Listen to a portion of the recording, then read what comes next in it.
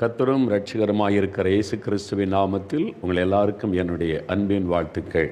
உங்களுக்கு ஒரு அற்புதம் தேவை. ஏதோ ஒரு காரியத்தில் அற்புதம் நடந்தால் தான் உங்கள் துக்கம் சந்தோஷமாய் மாற முடியும். அந்த மாதிரி ஒரு சூழ்நிலையில் நீங்கள் இருக்கிறீங்க. ஏன்னா நீங்கள் முயற்சி பண்ணி பார்த்துட்டேன், பிரயாசப்பட்டு பார்த்துட்டேன், வழியில் மாறுவதற்கு. ஒரு அற்புதம் நடந்தால் தான் முடியும். இல்லாட்டா 35 வருஷமாக குடிகாரனாக இருக்கிற ஒரு மனுஷனுடைய வாழ்க்கை எப்படி மாறும்? இயேசு அற்புதம் செய்தார்.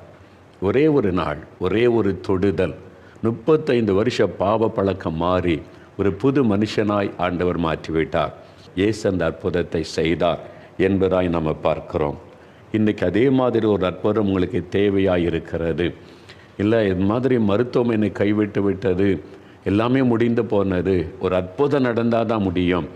அந்த அற்புதத்தை செய்யத்தான் இயேசு இந்த நாளில் உங்களோடு கூட பேசி கொண்டிருக்கிறார். பிரியமானவர்களே, ஏசாயா 51 அதிகாரம் 12வது வசனம். நானே உங்களுக்கு ஆறுதல் செய்கிறவர். வானத்தையும் பூமியை உண்டாக்கின ஆண்டவர் சொல்கிறார், என் மகனே, நான் உனக்கு ஆறுதல் செய்கிற தேவன். என் மகளே, நான் உனக்கு ஆறுதல் செய்கிற தேவன். இன்றைக்கி உங்களுக்கு ஒரு ஆறுதல் தேவையாக இருக்கிறது. உங்களுடைய இருதயம் காயப்பட்ட நிலைமையில், உங்களுடைய இருதயத்தில் ஒரு வேதனை சுமந்து கொண்டு, யார் எனக்கு ஆறுதல் சொல்லுவார்கள்? இந்த வேதனையை யார் விளங்கி கொள்ளுவார்கள்? என் துக்கத்தை யார் புரிந்து கொள்ளுவார்கள்? யாரிடத்தில் இந்த வேதனையை சொல்ல முடியும்? மனிதர்கள் இதை தவறாய் புரிந்து கொண்டால், நான் சொல்லுகிறதை என் குடும்பத்தார் தவறாக விளங்கி கொண்டால், என்னை ஆறுதல் படுத்துவதற்கு பதிலாக மேலும் மேலும் காயப்படுத்தி விடுவார்களே. நான் இந்த பாரத்தை யாரிடத்தில் சொல்லி இந்த வேதனைக்காக யாரிடத்தில் கண்ணீர் வடிக்க முடியும்? என்னை தனிமையில் நீங்கள் கலங்கி கொண்டிருக்கலாம். வெளியே சொல்ல முடியாத பாரத்தை உள்ளத்தில் சுமந்து கொண்டு இருதயத்திற்குள்ளே நீங்கள் அழுது கொண்டிருக்கலாம். யாராவது ஒரு வார்த்தை சொல்ல மாட்டாங்களா? இந்த ஏக்கத்தோடு காத்திருக்கலாம். உங்களை சிருஷ்டித்த தேவன், உங்களை உண்டாக்கின ஆண்டவர் இயேசு கிறிஸ்து சொல்லுகிறார், நான் உனக்கு ஆறுதல் செய்கிற தேவன். உன்னுடைய உள்ளத்துக்கு ஒரு ஆறுதல் தேவை. உன்னுடைய இருதயம் காயப்பட்டு இருக்கிறது. உன்னுடைய மனதில் ஒரு துக்கம் அழுத்தி கொண்டு இருக்கிறது. உன்னை மற்றவருடைய வார்த்தையினால் உண்டான காயங்கள் உன்னுடைய இருதயத்தை ரணமாக்கி இருக்கிறது. ஏன் வாழ வேண்டும் என்ற மன வெறுத்த ஒரு சூழ்நிலை, என்ன செய்வதென்ற ஒரு கலக்கம். ஆண்டவர் இயேசு சொல்லுகிறார், நான் உனக்கு ஆறுதல் செய்கிற தேவன். மகனே, நீ பயப்படாதே, நீ கலங்காதே. இந்த ஆண்டவர் இயேசு உங்களை பார்த்து சொல்லுகிறார். ஆண்டவருக்கு அநேக பெயர்கள் உண்டு. அதில் ஒரு பெயர், அவர் ஆறுதலின் தேவன் என்பது. 2 கொரிந்தியர் 1 அதிகாரம் 3 வசனத்தை நீங்கள் வாசிக்கும்போது, அவர் சகலவிதமான ஆறுதலின் தேவன் என்று அவரை குறித்து சொல்லப்படுகிறார். சகலவிதமான ஆறுதலின் தேவன். எந்த காயம் உங்களுடைய உள்ளத்தில் இருந்தாலும், எந்த பிரச்சனை உங்களை பாதித்திருந்தாலும், சகலவிதமான பிரச்சனைகள், சகலவிதமான போராட்டங்கள், சகலவிதமான காயங்களையும் மாற்றக்கூடிய ஆறுதலின் தேவன். ஆனால் தான் சகலவிதமான ஆறுதலின் தேவன் என்பதாக அவரை குறித்து சொல்லப்படுகிறார். God of all comfort. அவர் நம்மை ஆறுதல் படுத்தி தைரியப்படுத்துகிற ஒரு தேவன். அவரால் உங்களுடைய காயங்களை மாற்ற முடியும். அவரால் உங்களுடைய உள்ளத்தில் ஒரு ஆறுதலை கொடுக்க முடியும். ஆறுதலே இல்லாமல் நீங்கள் கலங்கி கொண்டிருக்கிறீங்களா? சகலவிதமான ஆறுதலின் தேவன். ஏசாயா 61 அதிகாரம் 2வது வசனத்தை நீங்கள் வாசிக்கும்போது, துயரப்பட்ட அனைவருக்கும் அவர் ஆறுதல் செய்கிற தேவனா. யார் யார் துயரப்பட்டு கலங்குகிறார்களோ அவர்களுக்கெல்லாம் அவர் ஆறுதல் செய்கிற ஒரு தேவன். என்றால் நம்முடைய உள்ளத்தில் காயங்கள் வருவதற்கு பல காரணம் இருக்கிறது. ஒருவேளை பாவத்தின் நிமித்தம் உடைய இருதயம் காயப்பட்டு ஆறுதலுக்காக ஏங்கி கொண்டிருக்கலாம். வியாதி நிமித்தம் உடைய உள்ளம் பாதிக்கப்பட்டு கலங்கி ஒரு ஆறுதலான வார்த்தைக்காக நீங்கள் ஏங்கி கொண்டிருக்கலாம். மனிதருடைய வார்த்தையினால் உண்டான காயங்களினால் பாதிக்கப்பட்டு ஒரு ஆறுதலுக்காக நீங்கள் ஏங்கி கொண்டிருக்கலாம். அல்லது உங்களுடைய தேவைகள் நிமித்தம், உடைய நிந்தைகள், அவமானத்தின் நிமித்தம் உண்டான பாதிப்பினால் ஒரு ஆறுதலுக்காக ஏங்கி கொண்டிருக்கலாம். துயரப்பட்டவர்களுக்கு ஆறுதல் செய்கிற தேவன் அவர். துயரத்தில் இருக்கிறீங்களா? உங்களுக்கு ஆறுதல் செய்வதற்கு தான் ஆண்டவர் இயேசு இப்பொழுது இந்த நிகழ்ச்சியின் மூலம் உங்களோடு பேசி கொண்டிருக்கிறார். 2 கொரிந்தியர் 7 அதிகாரம் 9 வசனத்தில் வேதத்தில் சொல்லப்படுகிறது, அவர் சிறுமைப்பட்டவர்களுக்கு ஆறுதல் செய்கிற தேவன். வாழ்க்கையில் சிரமப்பட்டு போனீங்களா? நல்லா வாழ்ந்திருந்தோங்க, இப்போ சிறுமைப்பட்டு போய் விட்டோம். நல்ல வசதியாக இருந்தோம், எல்லாவற்றையும் இழந்து விட்டோம். மதிப்பு மரியாதையோடு இருந்தோம், இன்றைக்கு எல்லாரும் அற்பமாய் பேசக்கூடிய நிலைமையில் சிறுமைப்பட்டு போய் விட்டோம் என்று மனம் கலங்கி நிற்கிறீங்களா? சிறுமைப்பட்டவர்களுக்கு ஆறுதல் செய்கிற தேவன் ஆண்டவர் இயேசு கிறிஸ்து. மற்றவர்களால் புறக்கணிக்கப்பட்டு நீங்கள் சூழ்ந்திருக்கிற மக்கள் மத்தியில் சிறுமைப்பட்டு கலங்கி நின்று கொண்டிருக்கிறீங்களா? உங்களுக்கு ஆறுதல் செய்யும்படிக்கு இயேசு அற்புதம் செய்ய உங்களோடு இன்றைக்கு பேசி கொண்டிருக்கிறார். அவர் எப்படி நமக்கு ஆறுதல் செய்வாராம்? ஏசாயா 66:13 நீங்கள் வாசிக்கும்போது, ஒரு தாய் தேற்றுவதைப் போல அவர் தேற்றுவாராம். ஒரு தாய் தன் குழந்தையை தேற்றுவதைப் போல நான் உங்களை தேற்றுவேன், ஆறுதல் படுத்துவேன் என்று ஆண்டவர் சொல்லுகிறார். ஒரு சிறு குழந்தை அழுகிறது என்று வைத்துக் கொள்ளுங்க. யார் போய் பேசினாலும் அந்த குழந்தை ஆறுதல் அடையாது, அழுகையை நிறுத்தாது. அந்த தாயினுடைய முகத்தை பார்க்கணும். அந்த தாய் அந்த குழந்தையை அள்ளி எடுத்து மடியிலே வைத்து அணைத்து கொள்ளும்போது அந்த குழந்தை ஆறுதல் அடையும். என் தாய் என்று அந்த தாயினுடைய அந்த ஸ்பரிசத்தில் ஒரு ஆறுதலை அந்த குழந்தை பெற்றுக்கொண்டு அமைதியாகிவிடும். அதே மாதிரி தான் ஆண்டவர் சொல்லுகிறார், ஒரு தாய் தேற்றுவதைப் போல நான் உன்னை தேற்றுவேன். ஒரு தாய் தன் குழந்தை ஆறுதல் படுத்துவதைப் போல உன்னை அணைத்து கொண்டு நான் உன்னை ஆறுதல் படுத்துவேன் என்று இயேசு சொல்லுகிறார். அவருடைய அன்பு அப்படிப்பட்ட ஒரு அன்பு, தாயிலும் மேலான ஒரு அன்பு இயேசு கிறிஸ்துவனுடைய அன்பு. ஒரு பக்கம் அவர் தாயை போல நம்ம ஆறுதல் படுத்துவார், இன்னொரு பக்கம் தகப்பனை போல நம்மை பலப்படுத்துவார், இன்னொரு பக்கம் ஒரு சிநேகிதனை போல நமக்கு துணை நின்று தைரியப்படுத்தி கொண்டே இருப்பார். இயேசு கிறிஸ்து அற்புதமான ஒரு ஆண்டவர். அவருடைய ஆறுதலின் கரம் இன்றைக்கு உங்களுக்காக நீட்டப்பட்டிருக்கிறது. என் கரத்திற்குள்ளே வந்துவிடு மகளே, என் கரத்திற்குள்ளே வந்துவிடு, நான் உனக்கு ஆறுதல் செய்கிற தேவன். ஒரு தாய் தன்னுடைய ஒரு வேளை வளர்ந்த வயது வாலிப மகள் வாலிப மகனாயிருந்தாலும் அந்த தாய் தன்னோடு சேர்த்து அணைத்து கொண்டு ஆறுதல் படுத்தி கண்ணீரை துடைப்பார்கள். ஆண்டு சொல்லுகிறார், என் மார்பிலே நீ வந்துவிடு, நான் உன்னை அணைத்து கொண்டு ஆறுதல் செய்கிற தேவன் என் ஆண்டவர் இயேசு உங்களை பார்த்து சொல்லுகிறார். அவர் அற்புதமாக நம்மை ஆறுதல் படுத்துகிற தேவன். வேத புஸ்தகத்தில் அவரால் ஆறுதல் பெற்ற அநேகரை குறித்து நீங்கள் வாசிக்க முடியும். வேதத்தில் நடந்த சம்பவங்களை பார்க்கும்போது அநேகரை அவர் ஆறுதல் படுத்தி தேற்றின சம்பவங்கள் எழுதப்பட்டிருக்கிறது.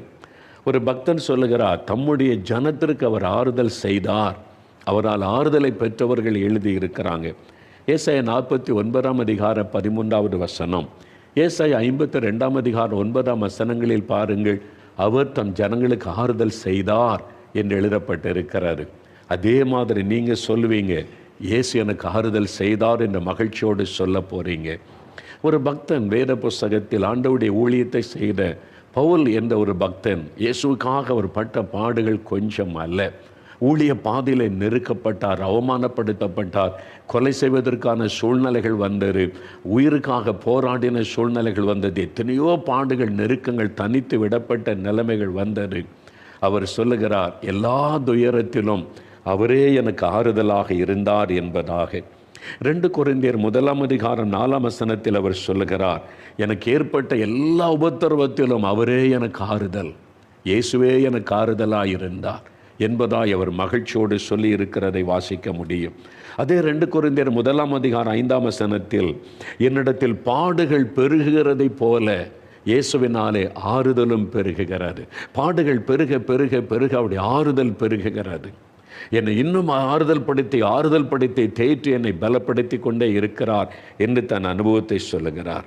2 கொரிந்தியர் 7:6 சொல்லும் பொழுது, அவர் எங்களுக்கு ஆறுதல் செய்தார், எனக்கு ஆறுதல் செய்தார், என் துக்கத்தை மாற்றி என் உள்ளத்தை ஆறுதல் அடைய செய்தார். இன்றைக்கு நீங்கள் ஆறுதல் அடைய போறீங்க. இன்றைக்கு காயப்பட்டவங்களுடைய உள்ளத்தை ஆறுதல் படுத்தி மகிழ பண்ண போகிறார். இன்றைக்கு உங்களை வேதனைப்படுத்தி துக்கப்படுத்தி உங்களை கஷ்டப்படுத்தி கொண்டிருக்கிற, காயப்படுத்தி கொண்டிருக்கிற வேதனைகளை மாற்றி ஒரு ஆறுதலினால் உங்களுடைய உள்ளத்தை அவர் நிரப்ப போகிறார். அதற்குத்தான் இயேசு உங்களோடு பேசுகிறார், நானே உனக்கு ஆறுதல் செய்கிற தேவன் என்பதாக ஆண்டவர் சொல்லுகிறார்.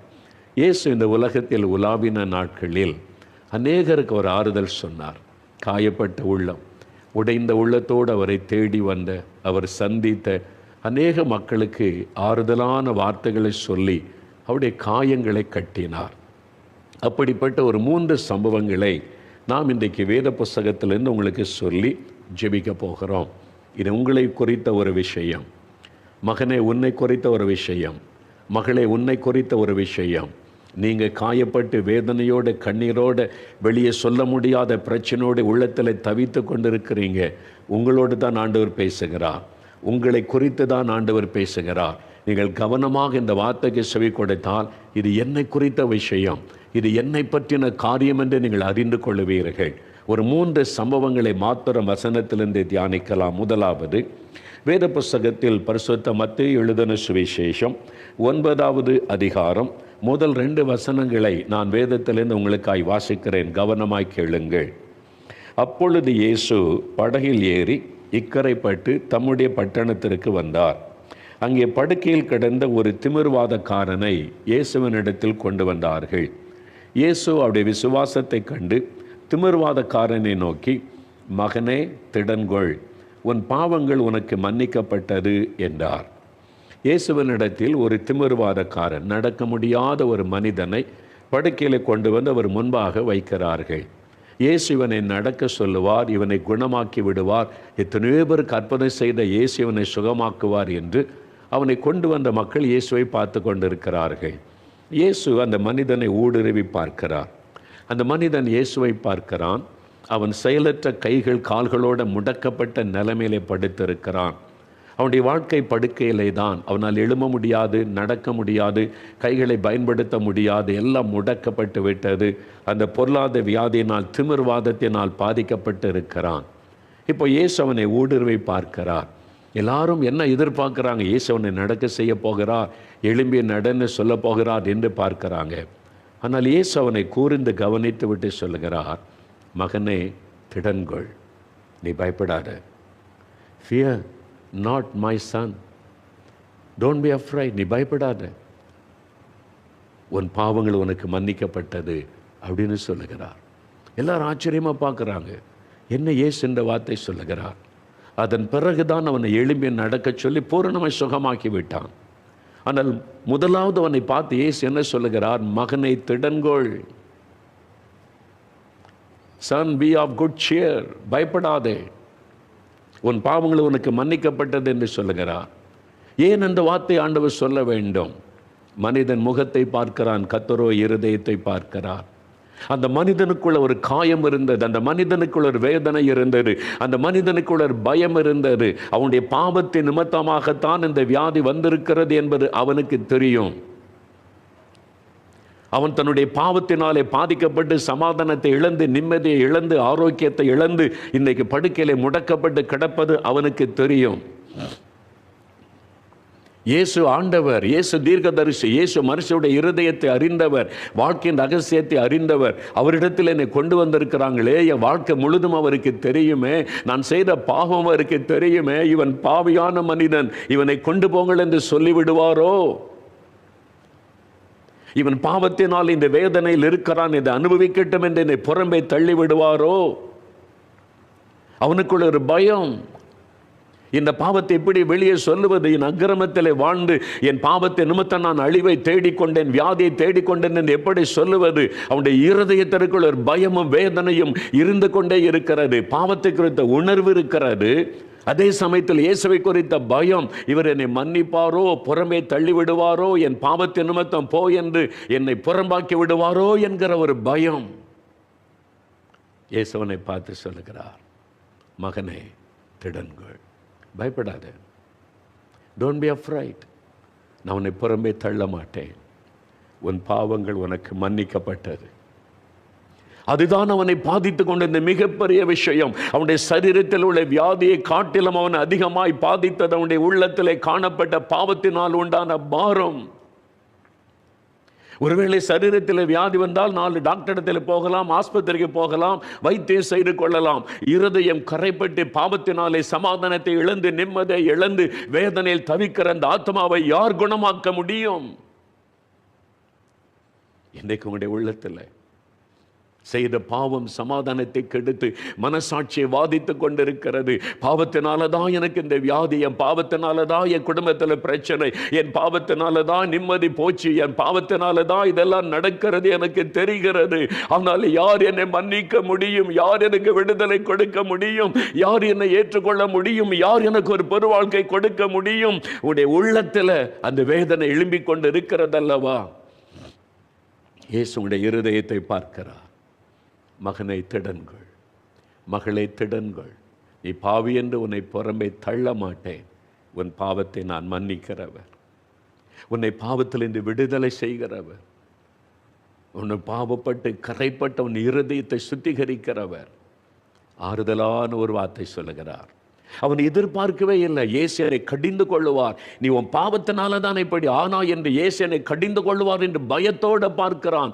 அதனால தான் இயேசு சொல்றார், பயப்படாத, நீ பயப்படாத, நீ ஏற்கனவே காயப்பட்டு விட்டாய், நான் இன்னும் உன்னை காயப்படுத்த மாட்டேன், நான் உன்னை நேசிக்கிறேன்.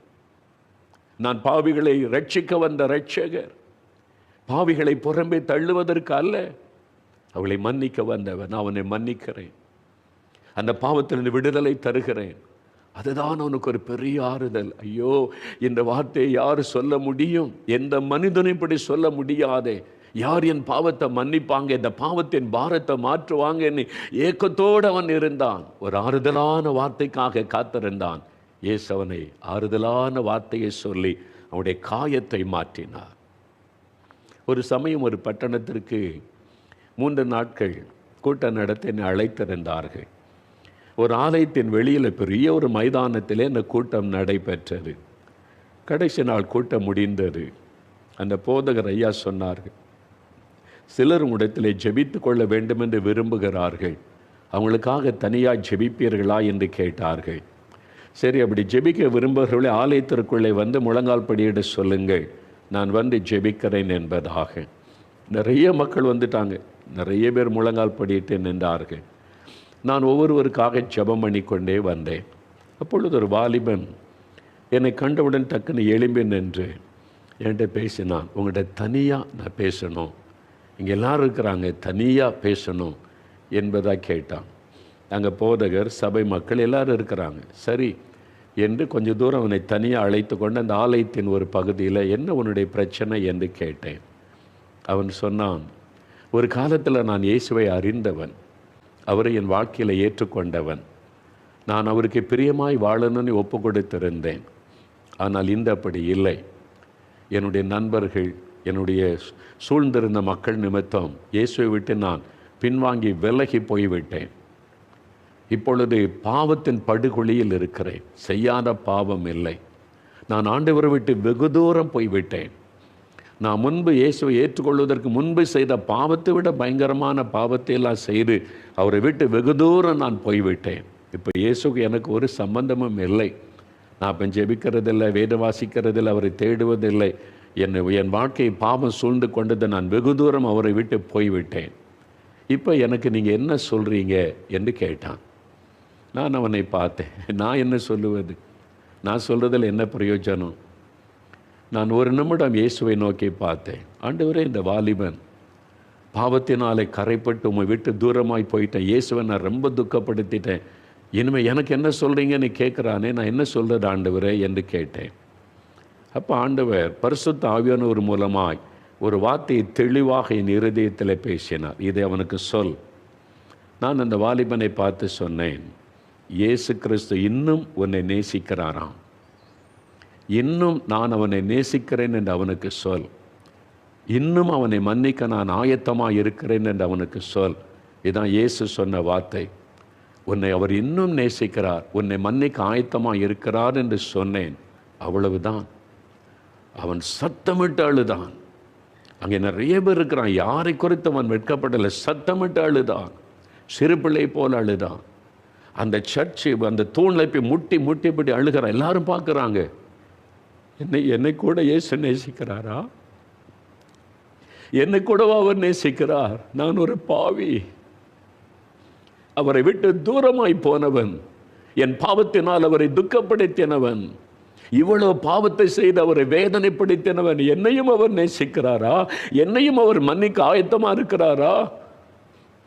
தூண்ல முட்டி முட்டி அவன் அழுதான், முழங்கால் படியிட்டான், முகங்குப்புற விழுந்தான், அழுகிறான், சத்தமிட்டு அவன் அழுதான். இப்படி என்னை நேசிக்கிற ஒரு இயேசு, இப்படி என்னை நேசிக்கிற ஒரு ஆண்டவர் இருக்கிறாரா? இன்னும் என்ன நேசிக்கிறாரா? அழுது ஒப்பு கொடுத்தான். சில நிமிட நேரம் அழுது முடித்து ஜெபித்து முடித்து எழுந்து சொன்னான், என் மேல் இவ்வளவு அன்பு வைத்திருக்கிற அந்த இயேசுவை விட்டு இனி ஒரு நாளும் நான் விலக மாட்டேன். இனி ஒரு நாளும் அவரை விட்டு விலக மாட்டேன்.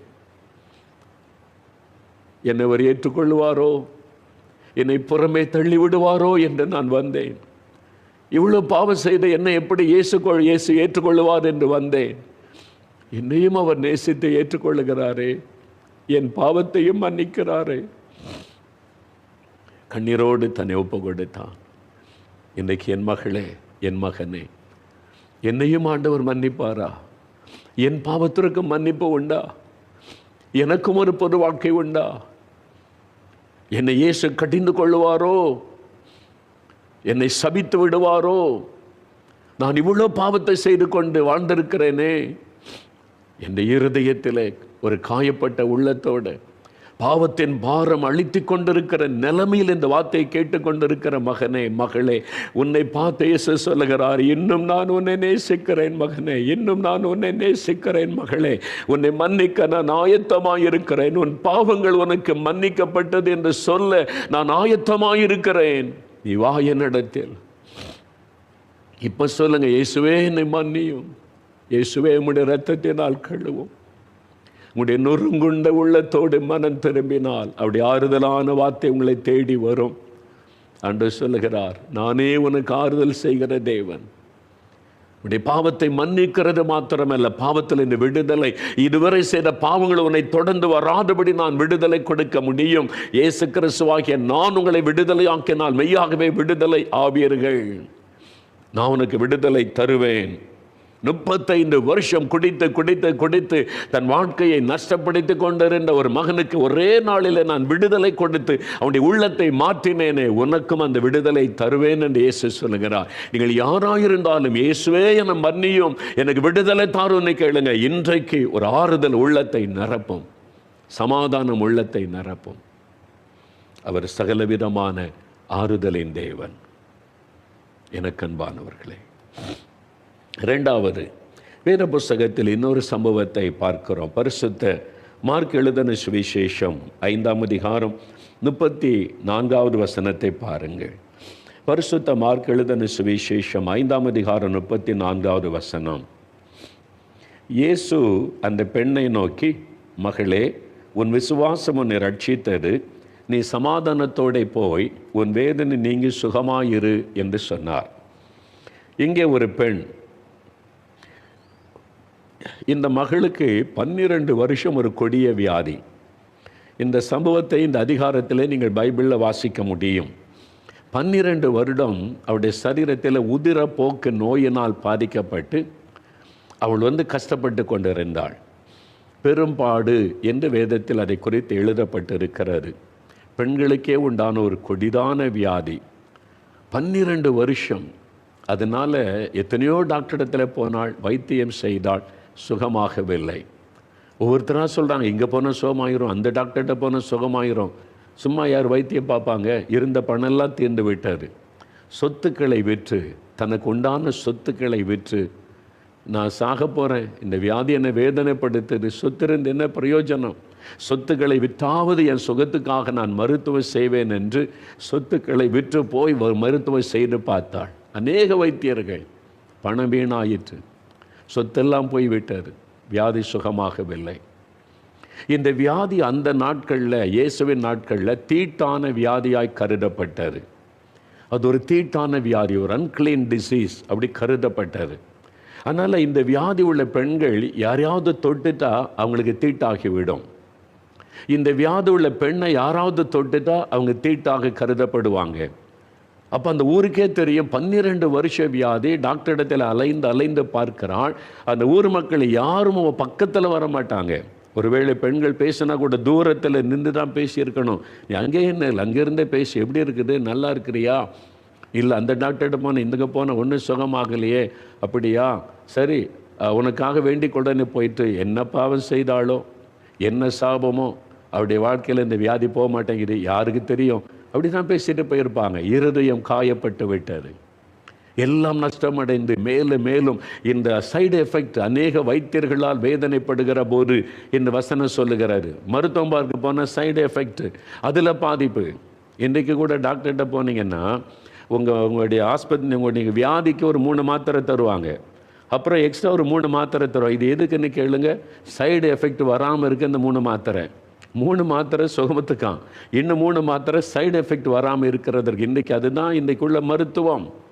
அந்த நாட்களில் வசனம் சொல்லுகிறது, அநேக வைத்தியர்களால் அவளுக்கு வேதனை, சைடு எஃபெக்ட் வந்து விட்டது. ஒன்றுக்கு மருத்துவம் செய்தால் அடுத்த பக்கத்தில் பாதிப்பு. உலகம் சொல்லுகிறது இவள் தீட்டான ஒரு பெண் என்று. அதனால் அவளுடைய மனது பாதிக்கப்பட்டது. சரீரத்தின் பாதிப்பு ஒரு பக்கம், மனது பாதிக்கப்பட்டது ஒரு பக்கம். அந்த வேதனையில் அவமானத்தில் வாழ்ந்து கொண்டிருக்கிறாள். 12 வருட வேதனை. அப்போ அவள் கேள்விப்படுகிறாள், இயேசுன்னு ஒருவர் வந்திருக்கிறார், மனிதர்களை நேசிக்கிறார், வியாதியஸ்தரை கண்ட மனதுருகி சுகம் கொடுக்கிறார். எப்பேற்பட்ட வியாதியும் அவரால் சுகமாகிறது. அவருக்கு ஏதாவது பணம் கொடுக்கணுமா, காணி கொண்டு போகணுமா, எல்லாத்தையும் விற்று செலவு பண்ணிட்டேனே, இயேசுகிட்ட காணி, அவர்கிட்ட ஒன்றும் கொண்டு போகணும், இலவசமாக சுகந்திருக்கிறார். யார்கிட்ட அவர் காசு கேட்பதில்லை, காணிக்கை கேட்பதில்லை. நான் சுகமாக்குனா என்ன தருவேன்னு கேட்பதில்லை, எனக்கு என்ன காணிக்கை கொண்டு வந்து நீ கேட்கறதில்லை, எவ்வளோ பணம் தருவேன்னு கேட்கறதில்லை, எல்லாம் அவர் இலவசமாக செய்கிறார். அப்படியா, இப்படி ஒரு ஆண்டவர் வந்திருக்கிறாரா, அப்பா நான் அவர்கிட்ட போகிறேன். அவள் போனால், இயேசுகிட்ட போய் தன் காரியத்தை சொல்லலாம், சுகம் பெறலாம் என்று போனால், அவர் சுற்றிலும் திரள் கூட்ட மக்கள் இருக்கிறாங்க. அவருடைய சீஷர்கள் 12 பேர். அது மாத்திரம் அவர் எங்கே போனாலும் திரள் கூட்ட மக்கள் இயேசுவை பற்றி கேள்விப்பட்டதுனால மக்கள் கூடி விடுகிறாங்க. பெரும் கூட்ட மக்கள் அவரை சூழ்ந்து இருக்கிறாங்க. இவள் பார்க்கிற ஆள், இங்கே இதில் போய் இயேசுகிட்ட எப்படி என் பிரச்சனை சொல்லுவது? ஒருவேளை கண்ணு பிரச்சனைனா சொல்லலாம், காது கேட்கலன்னா சொல்லலாம், என் சரீரத்தில் இப்படி ஒரு வலி இருக்குதுன்னா சொல்லலாம். இந்த வியாதி தீட்டான வியாதி, இந்த வியாதி எனக்கு இருக்குன்னு சொன்னாலே எல்லாரும் என்னை அருவருப்பாக பார்ப்பாங்க, என்னை விட்டு விலகி ஓடுவாங்க. இயேசு கூட என்னை தூரமாய் நில்லென்று சொல்லிவிடக் கூடும். இது தீட்டான வியாதி ஆயிற்றே, நான் எப்படி இயேசுகிட்ட போய் இதை சொல்ல முடியும்? எப்படி எல்லாருக்கும் மத்தியில் என் வியாதியை சொல்ல முடியும்? அதுதான் அவருடைய வேதனை. ஒரு பக்கம் வியாதியின் வேதனை, இன்னொரு பக்கம் தீட்டான வியாதின்றதுனால சமுதாயத்தில் தலை நிமிர்ந்து நிற்க முடியல, காயங்கள். இன்னொரு பக்கம் சுகம் எடுக்கிற இயேசுகிட்ட போகலாம் என்றால் கூட்டமாய் மக்கள் இருக்கிறாங்க, எப்படி என் வியாதியை சொல்லுவது? அவளுக்குள்ள எவ்வளோ பெரிய பிரச்சனை.